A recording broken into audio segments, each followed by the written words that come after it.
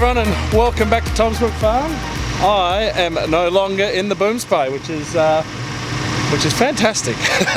I enjoyed my time in there, and the boom did not enjoy me in there. As you guys have seen from the past week, I didn't have the best of runs mechanically, and then folding had a few issues, but Henry's back on now. He's back on deck and he's gonna take care of it. We've only got the this canola here to go, and then that canola just there, and then we are all done. So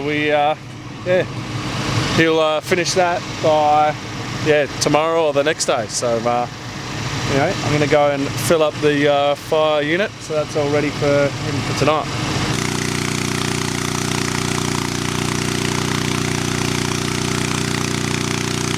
Right, I have obviously been spraying, so I haven't been in the shed work or anything.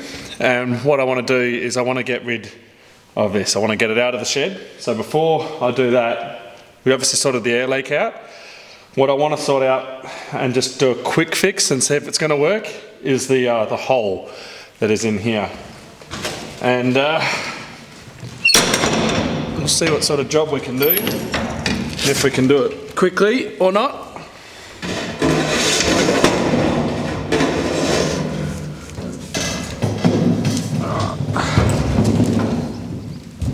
I don't know if we're going to be able to see this with the camera.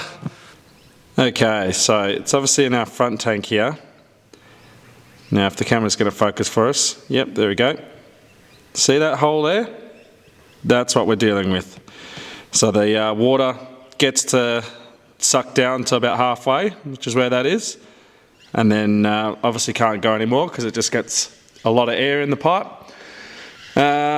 So yeah, we're just going to my thoughts are I'm going to try and clean that up as best as I can one-handed, and then I'm going to see if I can just do a little spot weld and just try and block that hole up, and we'll see if that works. Now if that doesn't work, then we're going to have to investigate doing something a bit different, maybe putting a whole new pipe in or something like that. So that's where we're at.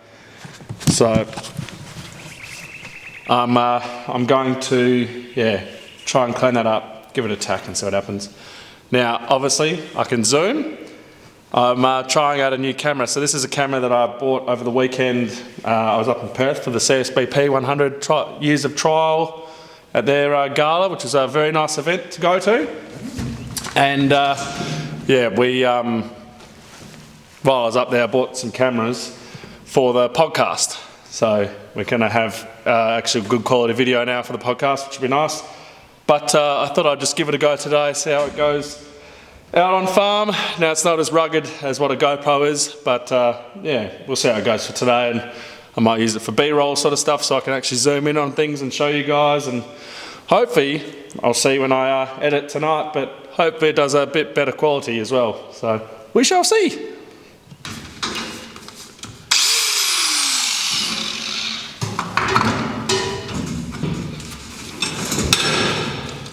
Oh, this is interesting.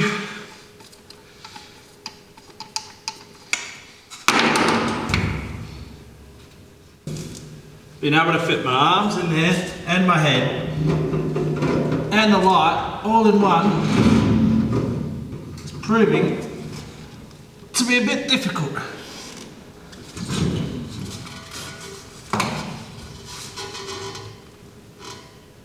Okay.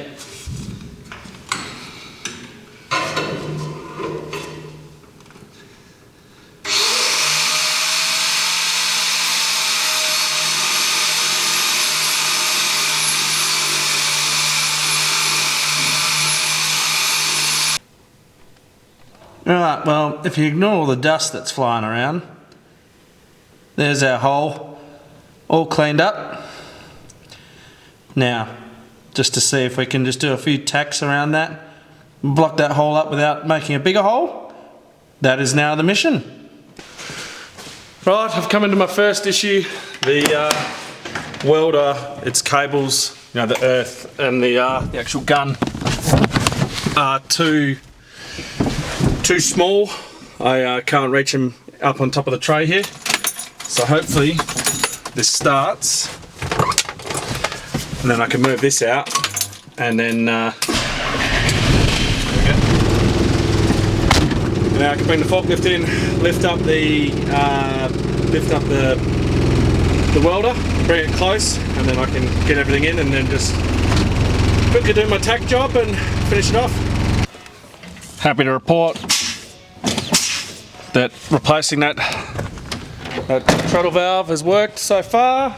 That's really the first movement we've done with it though, but anyway, now I'm not so confident about the forklift starting. Whoops. So that's why I'm taking down the lithium battery pack to start that.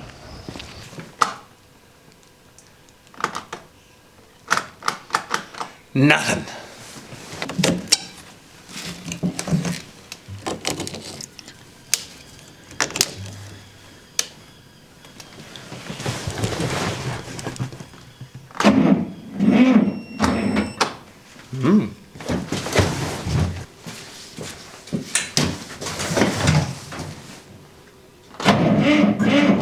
Oh, come on.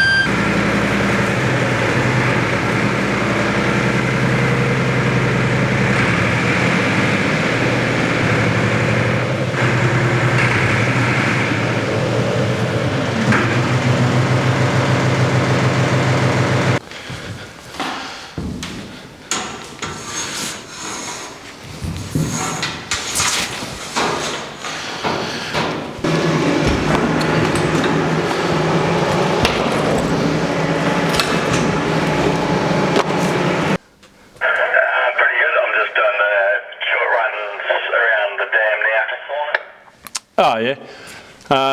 Have a rough ETA of when you reckon you'll be into fill? I reckon another 20 minutes. I think I'll be heading in. So yeah, so around half an hour, 40 minutes. I'll have that truck empty hopefully. No worries. I'll yeah touch base a little bit. I'm just welding or trying to weld the pipe inside the truck. So yeah.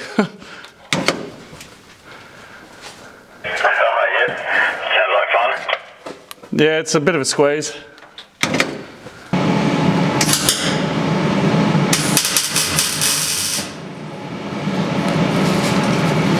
I cannot see.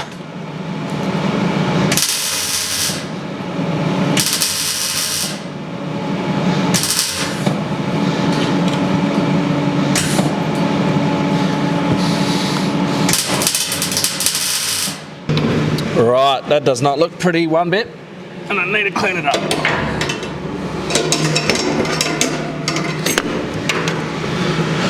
Oh, that's shocking. That is shocking. Right, I'm about to show you the weld. Don't laugh. So yeah, oh come on, focus, there we go.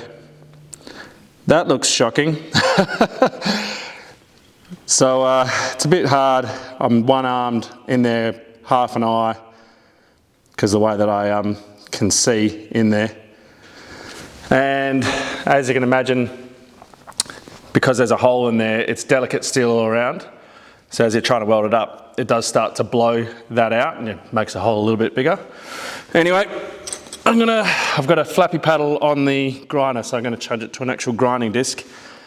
I'm going to grind that down because I can't see if I've covered the hole or not.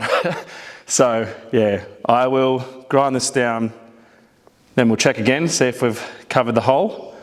And if we've covered the hole and it looks like it's airtight, then we'll level it out. Actually, I've discovered another thing.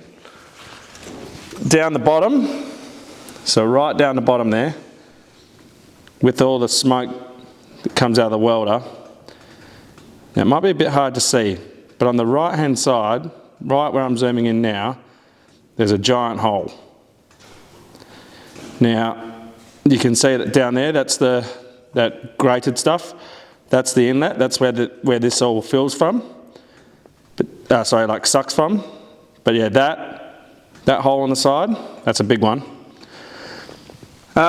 So yeah, obviously not going to be able to suck all the water out, but it'll still be, most of the water will be able to be sucked out. So at this stage, I'll just grind this, see if this works. And yeah, if it doesn't, then yeah, we'll figure something else out.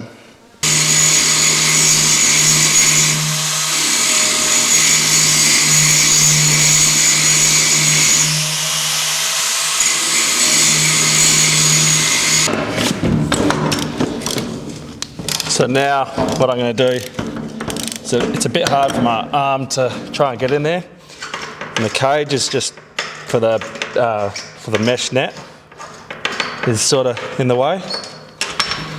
So I'm just going to see if I can take it out.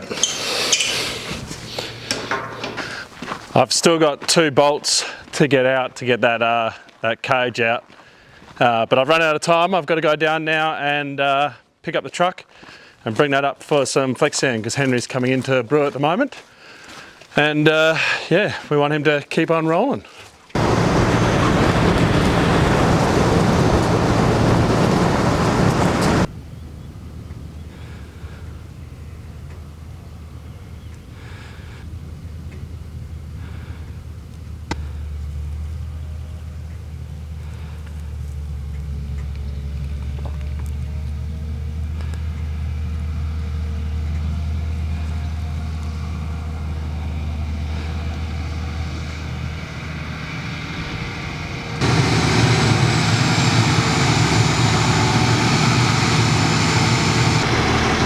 Well, that's always fun.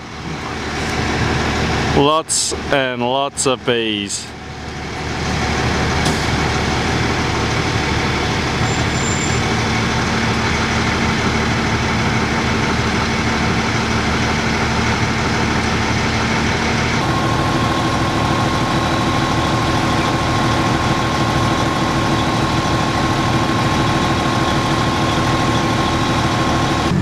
The bees weren't too happy that I stole their home, or I'm moving it. They're swarming a bit out there. Well, they were when I was driving off. So I hope that they are all gone or docile by the time I get to the shed, because I don't particularly fancy getting stung today, but whenever there's bees around, I always seem to get stung.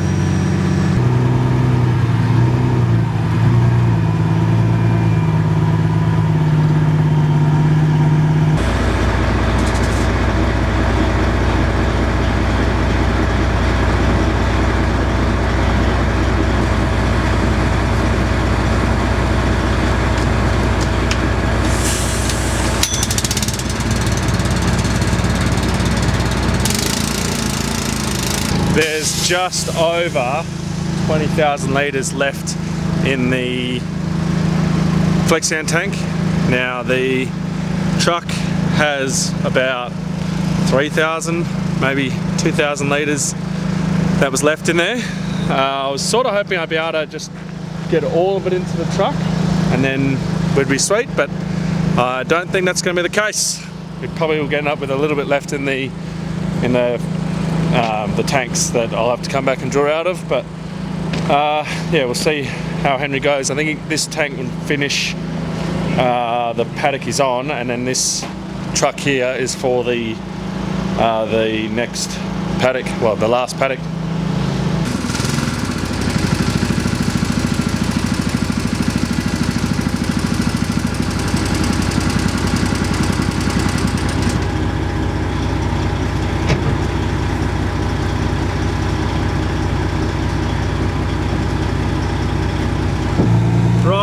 we ended up with about 3,000 litres still left in the tank. It was just too much to fit into here. Yeah, it would have been nearly overflowing the truck to fit it all in. So yeah, we'll just see how Henry goes. If he needs that extra 3,000 litres, I'll come back and fill it up. That'll be tomorrow sometime. So yeah, we'll get this back down there for him.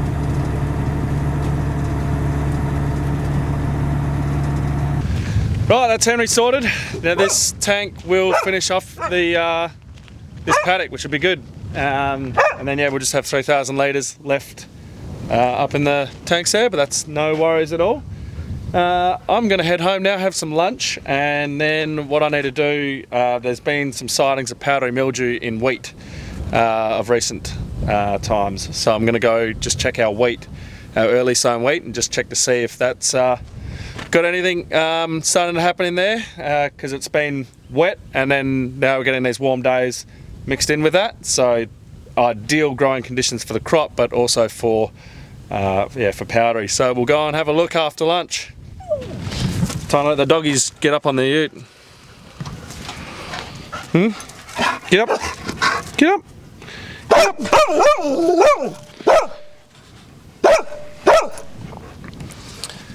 They don't like to jump, the old golden retrievers. Right, so out here in the wheat, I'm going to get off the headland a bit and I'm going to head out there to try and have a look and see if we've got any powdery coming up. Hopefully we don't.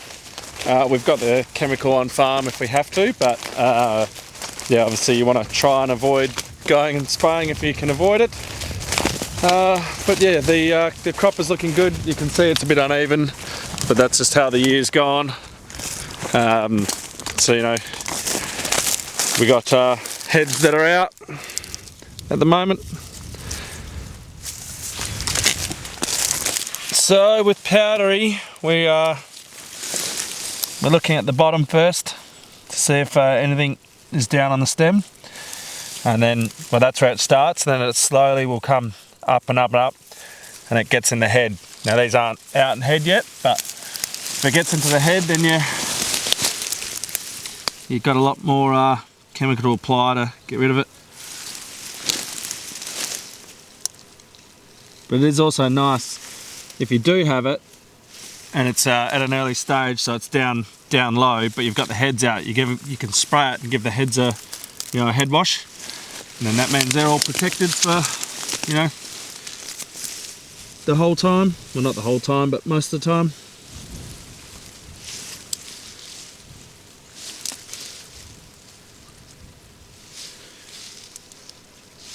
At the moment, I'm not seeing anything, which is good. But we'll keep driving around just to double check and make sure.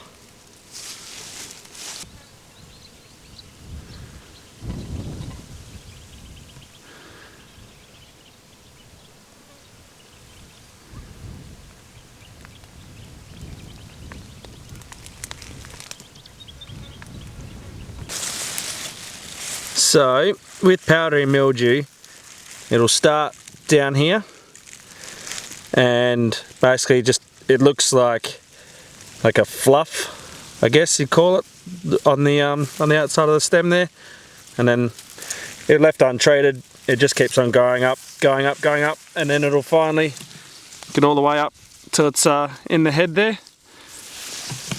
And yeah, once you spot it, it's easy. You can find it. But from what I've been looking around here, we haven't got it yet. I'm sure it's going to come. So we will keep on looking every couple of days, especially if it's going to keep getting these nice warm days like this. We'll keep coming out and making sure that we're not going to get any powdery growing. But for now, we're pretty good. We can just focus on finishing the flexi end, and then that means that Henry's not rushing from flexi end to then jump straight into doing all the wheat. Back to the shed for me, and I'll go and finish that that weld job that I was doing on Izzy. Right, we're back on the GoPro. It's a lot easier to use. So this is the camera. So this is what I'll be using for the podcast. So just your classic sort of camcorder. It's a good camera and it's really handy for that zoom feature. So I'll probably keep it handy in the ute to be able to get some zoom shots of stuff every now and then. But I think I'll be sticking with the GoPro. It's a much easier camera to use and it adapts to light better. Just watching a few of these back on here, walking in and out of the shed and getting into the truck and stuff, it just was a bit too dark. It doesn't do auto very well. So the GoPro it is. Anyway, I've got two of these bolts off here. I'm gonna get these two off. Oh, I gotta jump down. That socket is going to round them because it's on too much of an angle. But yeah, once I get that cage out, I should be able to get my arms in there a bit better and I can actually put a bit of strength into grinding down that giant blob of weld that I made. And yeah, just need to do that just to make sure that I did get it all covered and that it is going to work.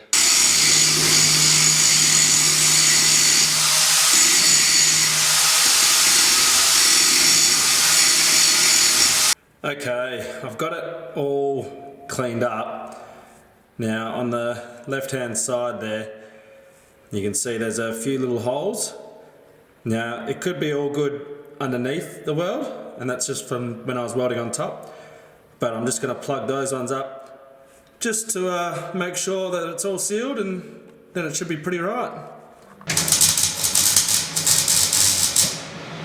It's only really a band-aid fix, like that big hole that I showed you down the bottom. It's not very good. This truck, I believe, is a 93 model. So this was a South Australian forestry fire truck, and it's been over there ever since. Well, its whole life. Then it came to us 2 years ago, I think I got it. So you got to expect this sort of stuff to happen on this age truck, especially when water is left in them the whole time. I mean, we empty them out during the off season, but I'll show you the concerns. Obviously that big hole at the bottom. And if you look over in the corner there, you can see all the rust. I guess you call it pustules, you know, all the rust that's coming off everything. It's just all falling around, which is going to cause some issues if that gets sucked up into a pump or anything like that. And it's also happening in the back tank here as well. Yeah, I mean, it's possible that I could go ahead and purchase a tank and then fit it out on here. There's a few issues with that. So issue one is, well, this is 4,000 litres split into two tanks. We'd upgrade this to a poly tank so then we wouldn't have this rusting issue. And then you'd get the exact same, you go 4,000 litres. It'd be nice to go a little bit bigger, but you wouldn't do that for two reasons. One, just weight on the machine and driving on things like sand, because we've got a lot of sand around and fighting fires. It takes its toll on the machine or the truck. And this doesn't have a turbo. So if you're adding an extra ton on here, and I wouldn't say it struggles, but it isn't the speediest get up and go in a paddock. So you wouldn't go any higher than 4,000 litres because you don't want to add another ton on top. Now the first issue, all the tanks I've looked at, all the poly tanks, are about 2.8 long. So 2.8 is just there. So not only will I need to remove this, I'll also have to remove all this out the back. Now this isn't, there's not really much stuff being used back here. We've only got our jack, and on the other side here is where we store fittings for filling. So we could relocate them, there's no issue with that. And the second thing is they're about 1.3, which the tape starts over there. So here, so you're getting 1.3 wide at the base, then they become 1.5 wide at its widest point, so just there. not too much of an issue. It is a lot narrower than what this tank is on here. So obviously you're going to end up with a little bit of swaying happening. And the other issue is they're 1.3 high. So 1.3 is just below my hand there. So you end up with nearly another extra 500 on top of this existing tank. So we're looking at it being about this high. So it's not higher than the cab, I suppose. So that's all right. Yeah. So there'd be there's a bit of manufacturing to go into putting a whole new tank on. This tank is all one unit, so the tank isn't actually sitting on this here. So you'd have to take it all off, which is this mounting bracket here, this mounting bracket back here, and the tank would come off. And then we just need to weld up a whole new frame for the new tank to sit on, because that is just going to be chassis rails back here, as you can see. You've just got chassis rail and chassis rail on the other side. So you're not, we're going to have to manufacture up a whole new frame for it. And in doing that, we'd probably think about taking this off as well, and then just get rid of all that and create our own whole new mounting system. And you then leave the hoses at the front. We'd have to obviously change the pumps, do all that. You got two pumps on here. So the pump on the back, like on the top there, does the firefighting, and there's a pump there, and that does the filling. So you need to change all that, so you had that all just streamlined to just the one pump and a nice big pump. You leave the hoses at the front how they are, and because you're losing these hose reels at the back, you then need to add another hose reel on the back so that you can run out into the bush and put fires out. Also handy for when you're cleaning things like the cedar, to have a hose reel. So it's not the quick, simple procedure. A 4,000 litre tank is anywhere from 4 to 5 grand, plus all the steel and time to get it to work. Obviously doable, just haven't budgeted for it. And yeah, I'll see if my little fix has worked. If it's worked, then that'll be a big project for next year. And if it hasn't, then it's going to be a big project for right now. It's nice to see.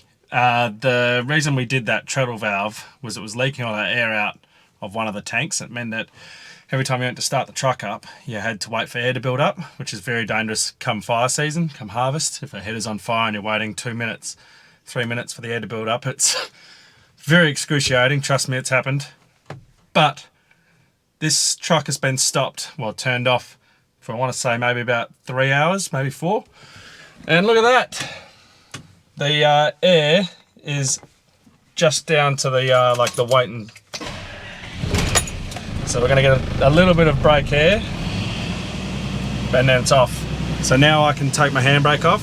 When you've got that brake air on, it will not let you take the handbrake off at all. So that's awesome to see that job has worked for now, and hopefully it stays like that. So yeah, let's go fill this up.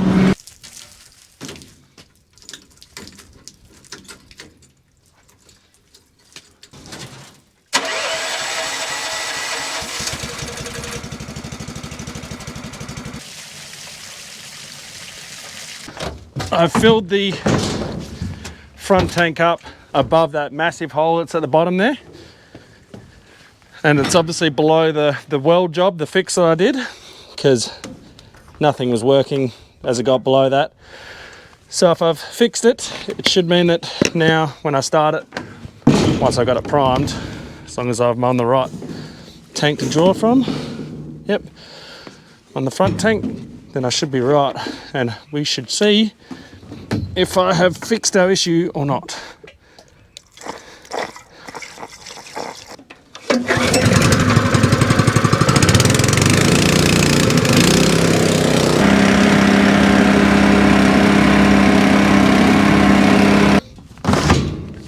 And then if I can't get prime doing this way, I'll start up the other pump again and then fill up some above where my weld job is.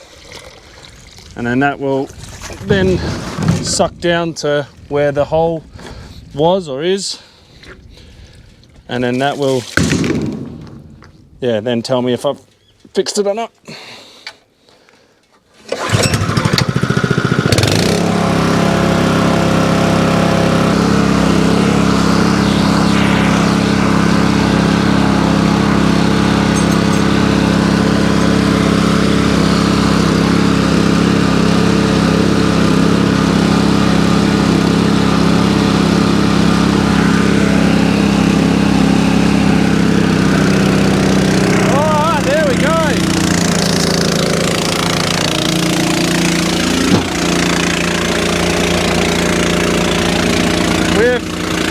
Can you hear me? We've fixed the issue. I'll turn this so you can see the water. So that's got us fixed. We'll be able to operate it like this, which is good. And now I'll look into buying a tank to chuck on the back here and replace it with a whole new unit. And get it so it's not going to rust or anything like that again. Right, well, I guess I'll turn this off without getting wet.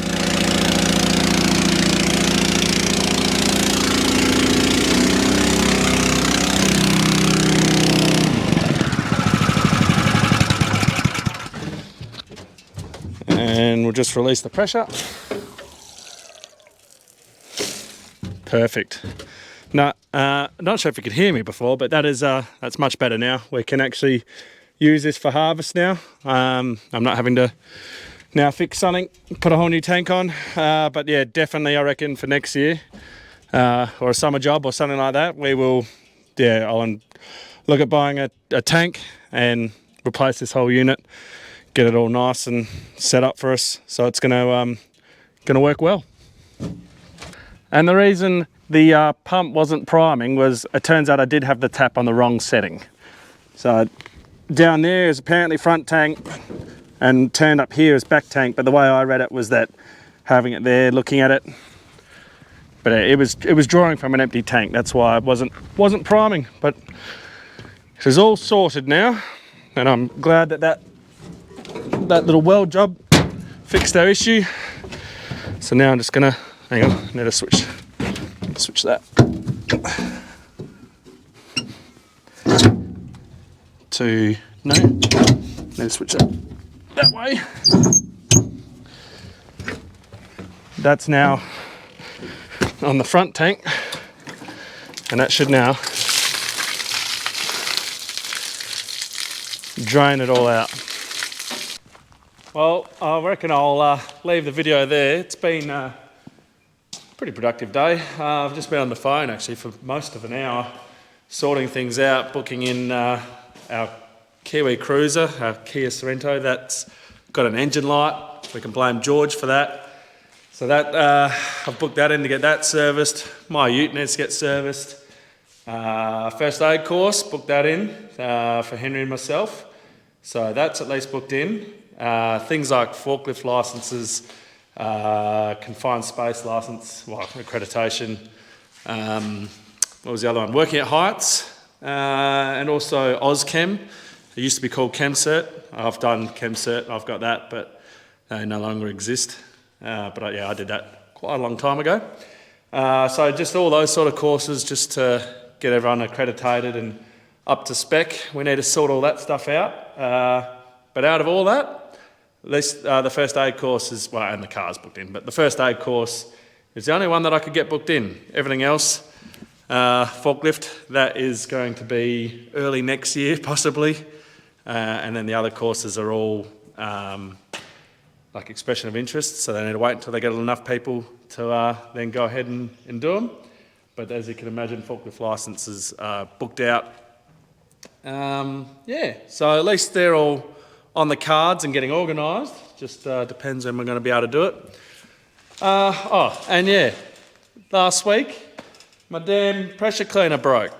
I'll lift it up. So So in here, the join between the units it was all leaking out of there.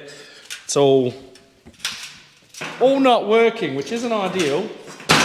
And then if you look there, there's a nice lovely sticker that says if you touch this, you're going to void your warranty. So I can't have a fiddle around myself because I believe it's still under warranty. So that's got to go to town. So we're going to have dirty equipment until we can get that washed, which is a bit annoying.